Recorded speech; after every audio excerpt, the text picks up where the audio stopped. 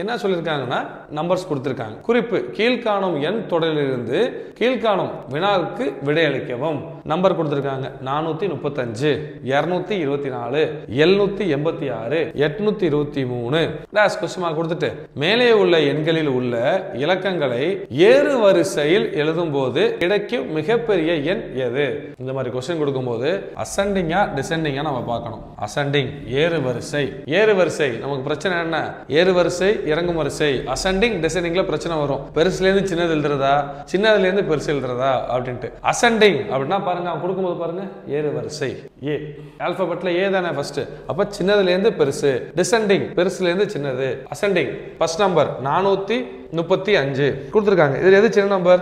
3, அடுத்து 4, 5 அரேஞ்ச் பண்ணிட்டோம். 224 அந்த நம்பர் நம்ம அப்படியே எழுதிக்கலாம். ஆல்ரெடி அவங்க அரேஞ்ச் பண்ணி தான் கொடுத்துருக்காங்க. 786 அந்த நம்பரை சின்னதுலேருந்து பெருசு. சின்ன நம்பர் 6, 7, 8, 823 2, 3, 8.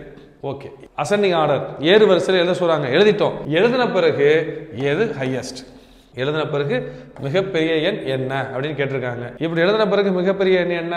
678. 678 தான் மிகப்பெரிய எண். 678 ஒரிஜினல் என்னவா இருக்கு?